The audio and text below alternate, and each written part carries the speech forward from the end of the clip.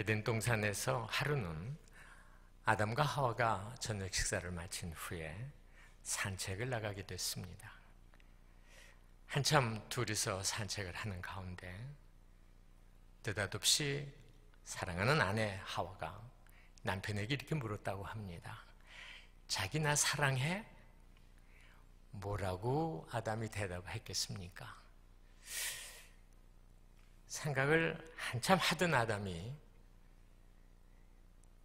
여보, 당신 말고 여기 누가 또 있어? 그랬다 그래요. 우리는 살면서 수없이 사랑받기를 원합니다. 인정받기를 원해요. 그리고 존경함 받기를 원하는 것이 우리의 삶의 자세입니다. 우리 한번 이런 생각을 해보시죠. 우리가 우리 자신을 얼마나 사랑하나? 여러분은 여러분 스스로에 대해서 얼마나 만족하며 사십니까? 여러분은 여러분 자신을 있는 그대로 인정하실 수 있겠습니까? 나는 내가 좋아. It's okay. 뭐가 문제인데? 여러분이 지금 삶에 대해서 누가 물으시면 선생님, 지금 사시는 삶이 만족스러우십니까? 예, 저는 좋습니다. 비록 여러 가지 불편한 게 있고 또 아직 다른 사람하고 비교할 때 비교하는 건 좀 이상하지만서도 만족스럽습니다. 이렇게 여러분이 말씀하실 수 있겠는지? 아니요. 짜증납니다. 그리고 뭔가 모르게 삶이 좀 지루합니다. 싫습니다. 이렇게 계속 살아야 되는 건지 잘 모르겠습니다. 여러분 어쩐 쪽이세요? 나는 나에 대해서 좋습니다. 나 키 작아요. 나 생김 뭐 좀 그렇습니다. 다른 사람하고 비교할 때 많이 배우지도 못했습니다. 가진 것도 그렇습니다. 그러나 나는 내 자신, 내 스스로 문제없다고 생각합니다. 다른 사람이 나를 어떻게 보는지는 모르지만 만약에 우리가 이런 삶의 태도를 갖고 산다면 우리는 하나님 앞에 인정받기에 충분한 그분의 자녀들이라고 생각합니다. 이런 내용을 우리가 보통 자존감이라고 얘기를 합니다. 자기 자신을 존중하는 거예요. 자기 자신을 있는 개로 인정하는 거예요. 자기 자신을 사랑하고 만족하는 거예요. 혹시 여러분 자신감하고 혼동하시지 않으면 좋겠습니다. 자신감하고 자존감은 어떻게 다르냐? 자신감은 나 너무 잘생겼어요. 난 너무 예뻐요. 그러니까 어디를 가든지 당당한 거예요. 나하고 예쁜 것으로 비교할 사람이 있으면 나와봐. 나보다 잘생긴 사람이 있으면 나와봐. 그런 부분에 있어서 능력을 갖고 자기가 자기 자신에 대해서 삶의 힘을 의지하고 사는 사람은 자신감이 있는 사람이에요. 그러나 자존감은 그게 아니에요. 나 그렇게 잘생기지 못했어요. 나 그렇게 많이 갖지 못했어요. 나 그렇게 많이 배우지 못했어요. 나 다른 사람하고 견줄 때 좀 그래요. 그러나 그럼에도 불구하고 나는 내가 좋은 거예요. 나는 나로 만족하는 거예요. 여러분, 이게 우리 신앙을 살아가는데 어떤 상관관계를 우리에게 맺게 하느냐 하면 우리의 신앙이 자라지 않습니다. 여러분이 만약에 나는 내가 싫어, 나는 내가 짜증스러워, 나는 삶이 좀 그래, 이것도 모자라고 저것도 모자라고 자꾸 뒤돌아보게 되고 후회하게 되고 곁눈질하게 되고 이런 삶을 사는 그리스도인은 그들의 신앙이 자라지 않습니다. 마치 이런 것과 같습니다. 가시덤불이나 돌짝밭이나 길가에 떨어진 씨앗같이 자라다간 쓰러지고 자라다간 쓰러지세요. 업앤다운을 너무 많이 해요. 여러분 자녀를 태어나서 잘 키워보시면 아신 분들 아시겠습니다만 자녀들이 자라면서 병치레를 해요. 그러면서 이제 잘한다고 우리는 얘기를 하는데 병치레를 많이 한 자녀와 병치레를 적게 한 자녀는 다 성장했을 때 달라요. 건강이 달라요. 마찬가지로 우리 내면에 내 자신에 대한 불만과 내 자신에 대한 원망과 내 자신에 대한 불평하는 심기를 갖고 있으면 있을수록 우리의 신앙이 거기에 걸림돌이 돼서 자라지 않고 턱턱 걸리게 되는 겁니다. 일반적으로 자존감이 낮은 사람들은 삶이 즐겁지 않습니다. 그리고 삶의 목적이 불분명해요. 당신은 왜 삽니까? 사니까 사는 거죠. 그리고 가정에서나 또는 이웃 간에나 또는 교회 안에서도 비판적이고 원망이 있고 불평하며 언제나 모르게 그 얼굴이 밝지 못하세요. 어두우세요. 자, 그러면 성경은 우리에게 뭐라고 얘기하느냐? 만약에 여러분이 지금 삶의 그런 태도나 삶의 그런 여러 가지 모습들이 성경이 인정한다면 우리는 인정할 수밖에 없어요. 그러나 만약에 성경이 우리를 볼 때, 성경이 우리의 형편을 놓고 이야기할 때 뭐라고 얘기하시느냐? 오늘 우리가 읽은 성경 말씀은 우리의 생각과 우리의 보편적으로 일반적으로 생각하는 삶의 태도와는 다른 방향에서 말씀을 하시는 거예요. 오늘 보시면 필히 17절 하반절에 보면 그가 너로 인하여 기쁨을 이기지 못하여 하시며 너를 잠잠히 사랑하시며 너로 인하여 즐거이 부르며 기뻐하시리라. 여기 너라는 말이 3번 나옵니다. 여기에 너는 누구냐는 거죠. 너는 많이 배운 사람이냐? 많이 가진 사람이냐? 잘생긴 사람이냐? 예쁜 사람이냐? 건강한 사람이냐? 아니에요. 있는 모습 그대로예요. 지금의 나, 지금의 나. 이 공동번역에 보면 더 아주 리얼하게 이렇게 해석을 했습니다. 너를 보고 기뻐 반색하시리니 사랑도 새삼스러워라. 명절이라도 된 듯 기쁘게 더덩실 춤을 추시리라. 참 놀랐습니다. 나는 지금 짜증이 나요. 나는 지금 삶이 정말 너무너무 힘들고 지치고 모든 거 다 내려놨으면 좋겠어요. 근데 하나님은 뭐라고 얘기하시느냐? 난 너 위해 노래해. 난 너 위해 심지어 춤까지 추는 거 너 아니? 하나님은 이러시는 거예요. 여러분 이럴 때 하나님 나 놀리세요? 하나님 나 갖고 노세요? 우리가 이렇게 얘기할 수 있는데 여러분 누가 하나님 앞에 감히 그렇게 반문함에 대드실 수 있겠습니까? 하나님은 이유가 있기 때문에 그러시지 않겠어요? 이유 없이 하나님이 우리에게 우리의 형편은 그런데 그분은 만면의 미소를 띄우시고 노래하고 춤추고 즐거워하시는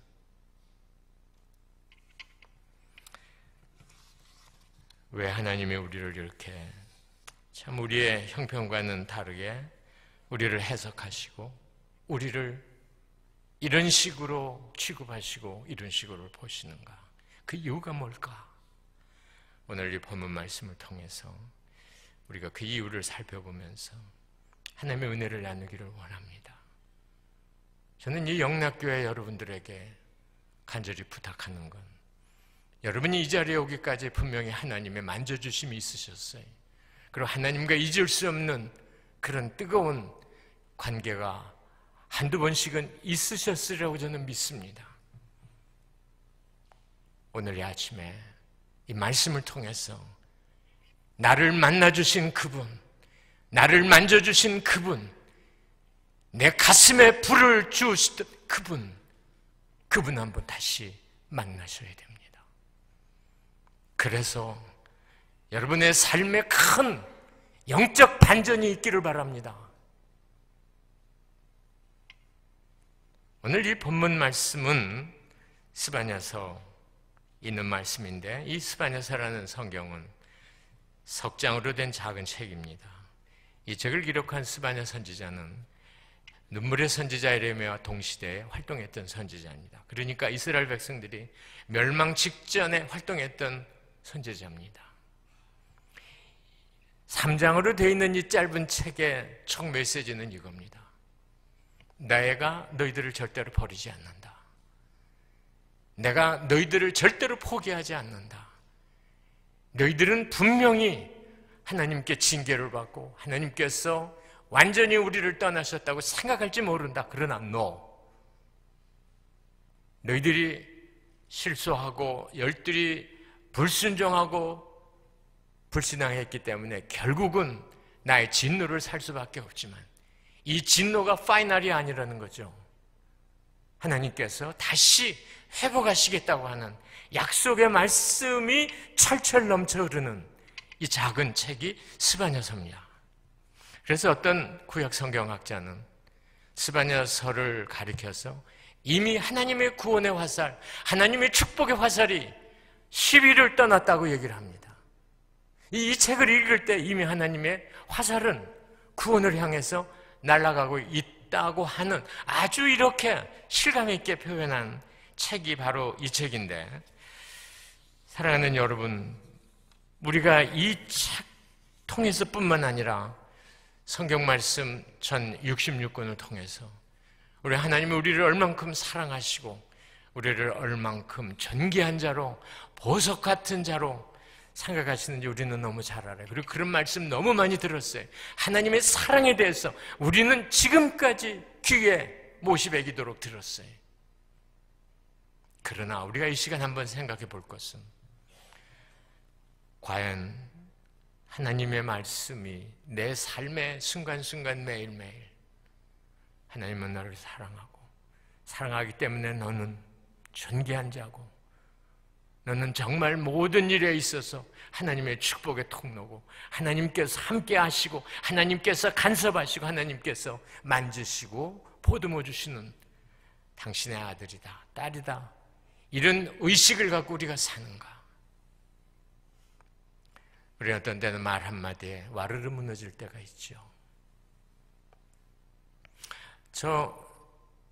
이 강단에 나올 때 걸어 나오는 모습 여러분 저 보셨어요? 저는 장애를 갖고 있는 목사입니다. 누가 저에게 뒤에서 쩔뚝발이, 저 병신 이렇게 얘기하면 제 신앙 하루아침에 무너집니다.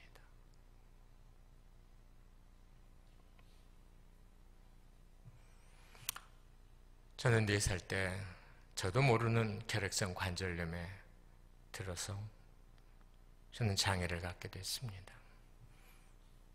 저는 한 달 동안 움직이지도 못하고 쓰지도 못하고 앉지도 못하고 눕지도 못하고 이만큼 이불을 싸놓고 거기에 기대서 24시간 거의 한 달 동안 너무너무 고통스러워 아프고 그래서 울었습니다. 제 오른쪽 시프와 왼쪽 허벅지에 이만한 구멍이 3개가 지금도 흔적으로 있는데 어머니가 매일같이 한 종지씩 이 3군데에서 피고름을 받아내셨어요. 엄마도 내가 운이 따라오시고 아버지도 그러시고 저는 온리 차일드입니다. 우리는 3 식구가 정말 나 때문에 얼마나 치열하게 몸부림하고 울었는지 모릅니다.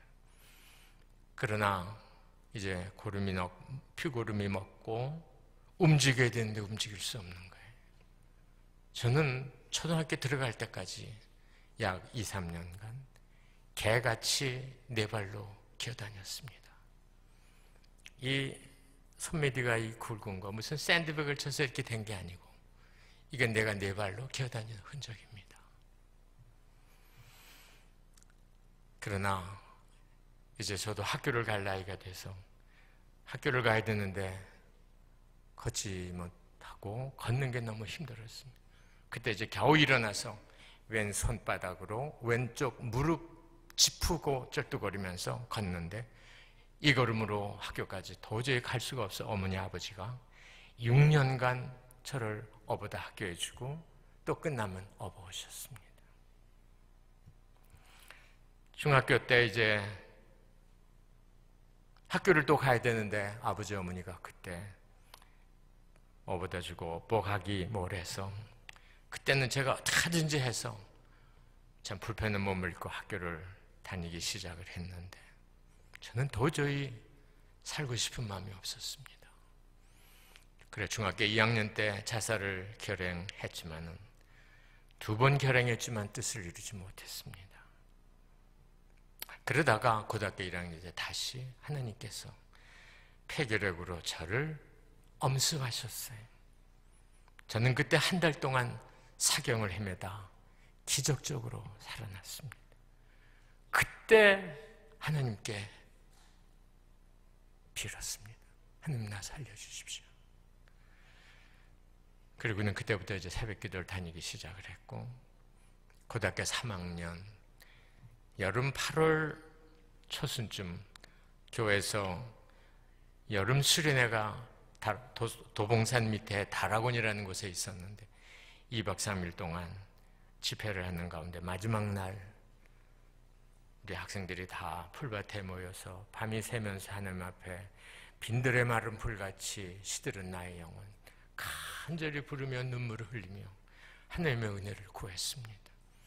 저도 마찬가지입니다. 하나님, 내가 앞으로 사람 구실하겠습니까? 나 결혼할 수 있겠습니까? 나 자식 얻을 수 있겠습니까? 내가 하나님의 어떤 일이라도 내가 해볼 수 있겠습니까? 치열히 하나님 앞에 기도했습니다. 그때 강사 목사님이 저에게 와서 이제 한 사람들 안수해 주시는데 내 머리에 손을 얹자마자 저는 보이지 않는 불에 휩싸여 가지고 저는 꼬꾸라졌고 그때 한없이 울면서 하나님 앞에 기도했습니다. 그리고 얼마의 시간이 지났는 일어나서 하나님께 손들고 주의 종이 되겠다고 서원했습니다. 그때 하나님 나에게 말씀하셨어요. 저는 그분을 인격적으로 만난 이후에 저는 나의 모든 아픔과 모든 고통과 모든 회의를 다 내려놓을 수 있었습니다. 그 이후부터 누가 쩔뚝발이 저 병신 괜찮아. 내 마음속에 들리는 그분의 음성이 있기 때문입니다. It's okay. 하나님은 나에게 그렇게 말씀하세요. It's okay. 괜찮아.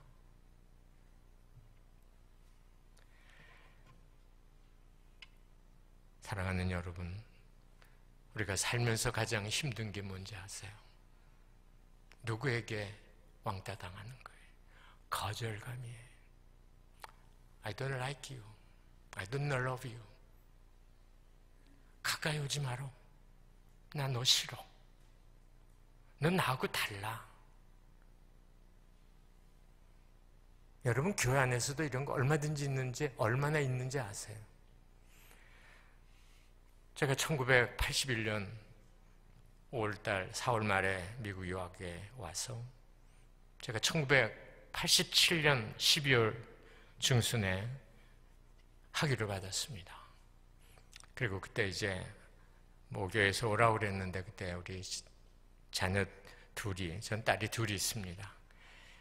중학교 2학년짜리, 고등학교 2학년짜리를 데리고 내가 한국에 나갈 자신이 없어서 그때 하나님 앞에 용서를 구했습니다. 주여, 한 번만 더 기회를 주십시오. 그리고 이제 목회지를 찾는 가운데 워싱턴 DC에 있는 어느 교회에서 목사님을 청구받고 제가 그 교회에 어플라이를 했습니다. 설교 테이프와 이력서를 보냈는데 그 교회 청빙위원장님이 저한테 전화를 득닥없이 하시면서 목사님 보내주신 거 잘 보고 잘 듣고 했는데 지금이라도 당장 목사님 모시고 싶은데 목사님 신문에 공고난 기간이기 때문에 그때까지 기다려 주십시오 하고 하루가 멀다고 전화를 하시는 거예요. 그런데 저분의 전화를 받을 때마다 저에게 걸리는 것은 내가 장애를 갖고 있다는 것을 숨기고 가도 되나? 제 아내한테 의논을 했어요. 여보, 나 이거 얘기하고 가야 되지 않을까? 그랬더니 No. 당신이 그것 때문에 이때까지 목회를 못했느냐? 공부를 못해 뭘 못했느냐? No. 긁어부스를 만들지 말자는 거죠. 그러나 나는 아니에요. 새벽마다 일어나 기도하고 나면 하나님에게 탁탁 걸려. 그래서 한날 새벽에 일어나 기도를 마친 후에 장문의 편지를 써서 교회에다 보냈습니다. 그러니까 교회 편지가 도착했을 때쯤 저는 생각할 때 그 청빙공고의 기간이 끝난 걸로 알고 있었습니다. 근데 교회에서 전화가 없는 거예요. 그래서 청빙위원장님께 제가 전화를 드렸습니다. 장로님 어떻게 이제 다 끝나지 않았습니까? 그랬더니 장로님이 당황하시면서 목사님 그러지 않아도 보내주신 편지를 우리 청빙위원 7명이 놓고서 서너 시간 난상 토론을 했습니다. 결론이 나지 않아 결국은 목사님 문제를 놓고 무기명 비밀 투표를 했는데 목사님 모시는 문제 4대3으로 부결됐습니다.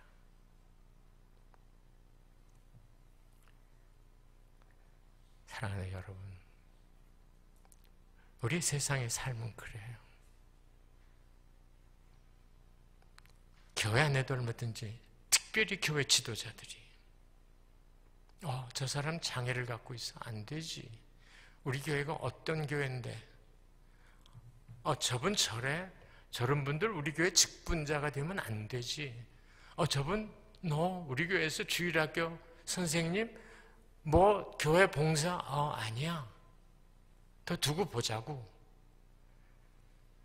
여러분 그러시는 건 아니겠습니다만은 우리는 살면서 나도 모르게 사람을 무시하고 사람을 멸시하고 사람을 분리시키는 이런 일들을 우리가 나도 모르는 사이에 얼마나 하는지 몰라요. 이스라엘 백성들이 하나님께 이런 징계를 받고 그들이 얼마나 절망했을까? 하나님이 우리를 버리셨는가? 하나님이 우리에게 눈을 감으시는가? 하나님이 우리를 이제 이렇게 해서 끝내시는가? 그러나 하나님은 오늘도 뭐라고 말씀하십니까? 나는 너희를 절대로 버린 일이 없어. 나는 너를 절대로 거절하거나 너를 비아냥거리거나 너를 비난하거나 너를 싫다고 밀어내거나 한 일이 한 번도 없어. 이스라엘 백성들은 그런 가운데 다시 회복의 날을 맞습니다. 사랑하는 여러분, 여러분의 삶의 정황이 어떤지 저는 잘 모릅니다. 여러분만이 스스로 아세요.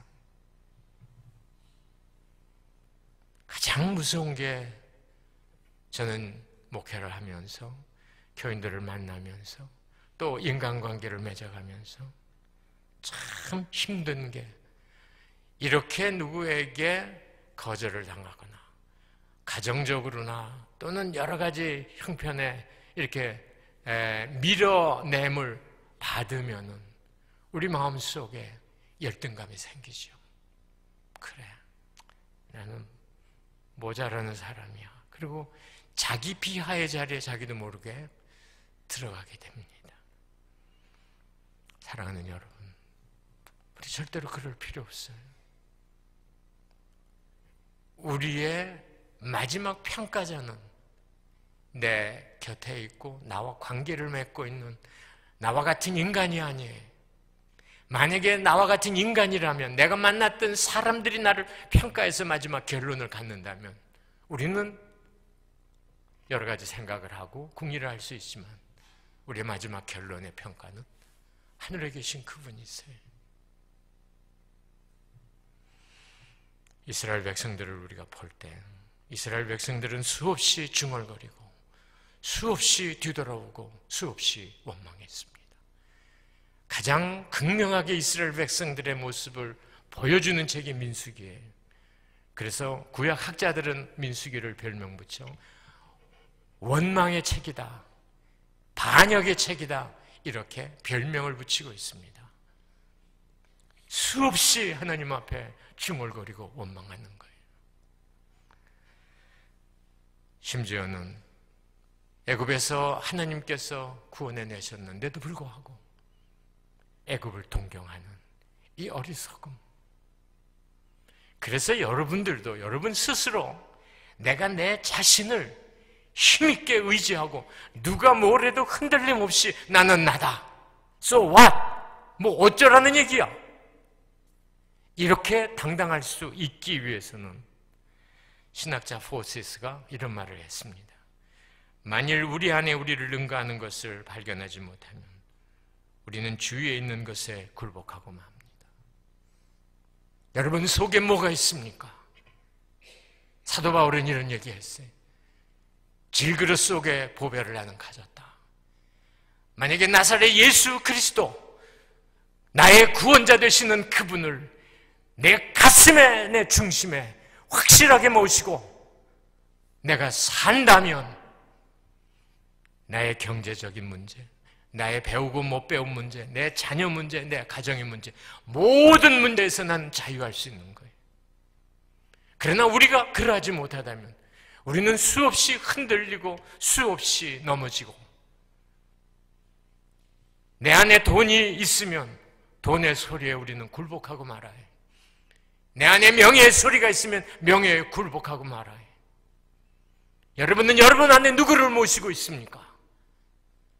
나사렛 예수 그리스도, 이분만이 우리의 힘이요, 우리의 능력이요, 우리의 소망이요, 우리의 마지막입니다. 우리는 이런 굳건한 믿음을 갖고 비록 조국을 떠나 이 땅에 와서 우리의 삶을 이루어 가지만 하나님 절대로 여러분 버리시지 않습니다. 여러분의 자녀 버리시지 않습니다. 여러분이 혹 실수해서 넘어져도 오케이, 괜찮아, 일어나. 한두 번 넘어지는 거 괜찮은 거야. 그게 너한테 또 도움이 될 수 있어. 성경 로마서 8장 28절에 뭐라고 얘기합니까? 모든 것이 합력해서 그분 안에서 선을 이루시는, 하나님은 모든 것에서 여러분에게 좋은 것을 주시기를 원하고 우리는 그것을 통해서 우리의 신앙과 우리의 삶과 우리의 가정과 우리의 맡겨진 모든 일들에 대해 최선을 다하며 열매를 거두는 겁니다. 사랑하는 여러분, 여러분의 삶이 얼마가 남으셨는지 모르나 원망하지 마세요. 오히려 감사하세요. 불평하지 마세요. 찬송하세요.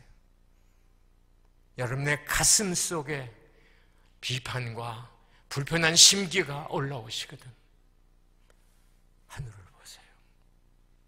그분은 여러분에게 항상 미소 띤 얼굴로 노래하시면서 춤추시면서, 왜? 내가 좋기 때문에, 내가 너무 사랑스럽기 때문에. 다른 사람은 사랑스럽지 않다고 인정을 할지라도 그분은 아니에요. 그러니까 그분의 평가와 세상 사람들의 평가와는 다르다는 거죠. 지금도 여러분을 위해서 노래하고 살아계신 하나님, 여러분을 위해서 춤추고 기뻐하시는 그 하나님, 이 하나님이 여러분들과 영원히 동행하실 것을 믿고 여러분의 삶의 어떤 환경 속에서도 흔들림 없이 마지막까지 그분이 부르시는 날까지 힘있게 감사하며 찬송하며 여러분의 삶을 이루어 가시기를 주님의 이름으로 축복합니다.